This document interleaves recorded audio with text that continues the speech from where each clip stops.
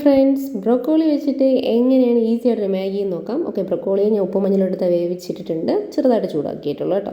അതിനുശേഷം കുറച്ച് വറ്റൽമുളക് എടുത്ത് നന്നായിട്ടൊന്ന് പൊടിച്ച് അതിനെ മാറ്റുകയാണ്. ഓക്കെ, പൊടിച്ച് ഈ ഒരു പരുവത്തിന് മാറ്റിയതിന് ശേഷം ഗ്യാസിൽ നമ്മൾ കത്തിക്കാൻ പോവുകയാണ് വേവിക്കാൻ. ചെറിയൊരു പാൻ വെച്ചു, ഞാനൊരു ചീനിച്ചട്ടിയാണ് വെച്ചിട്ടുള്ളത്. ആവശ്യത്തിന് കുറച്ച് എണ്ണ ഒഴിക്കുക, നിങ്ങളുടെ ആവശ്യത്തിനാണ് കേട്ടല്ലോ. എനിക്ക് എൻ്റെ ആവശ്യത്തിനാണ്, അപ്പോൾ നിങ്ങൾക്ക് എത്രയാണെന്ന് നോക്കാം. കുറച്ച് കടുക് ഇടുന്നു, കറിവേപ്പില ഇടുന്നു, ചിക്കാന്ന് നമ്മൾ ചിക്കുന്നു. അതിനുശേഷം പൊടിച്ച് വെച്ച വറ്റൽമുളക് എൻ്റെ ആവശ്യത്തിന് വേണ്ടി ഞാൻ ഇടുന്നു, ആവശ്യം എത്രയാണ് നോക്കിയിട്ട്. അത് കഴിഞ്ഞിട്ട് നീളത്തിലരിഞ്ഞ സവാള, കുറച്ച് ക്യാരറ്റ്, കുറച്ച് ക്യാപ്സിക്കം വീണ്ടും നമ്മൾ ചിക്കാന്ന് ചിക്കുന്നു. അതിനുശേഷം കുറച്ച് മസാലപ്പൊടി ഐറ്റംസ് വെച്ചിട്ടുണ്ട് കേട്ടോ, അത് കാണിച്ചു തരാം. ഞാൻ എടുത്ത മസാലപ്പൊടി മല്ലിപ്പൊടി, കുറച്ച് മഞ്ഞൾപ്പൊടി, കുറച്ച് ഗരം മസാല, ഇത്ര മാത്രം. ആവശ്യമില്ലാത്ത വേറൊരു മസാല അഡീഷണൽ വെച്ചാൽ ചിക്കൻ മസാലയൊന്നും ഞാൻ ഇതിനകത്ത് ആഡ് ചെയ്യുന്നില്ല.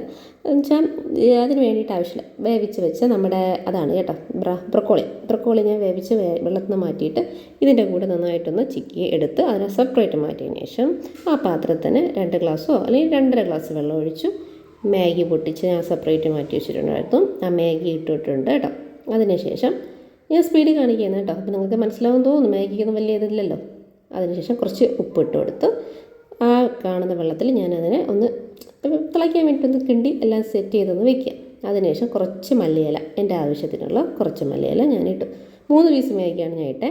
അതൊന്ന് നന്നായിട്ടൊന്ന് മണം വരുന്നത് അവരൊന്ന് കുറച്ച് നേരം തിളയ്ക്കണം കേട്ടോ. എന്ന് വെച്ചാൽ ബ്രൊക്കോളി ഭയങ്കരമായിട്ട് ഒരു ഇതുള്ള സാധനമാണ്.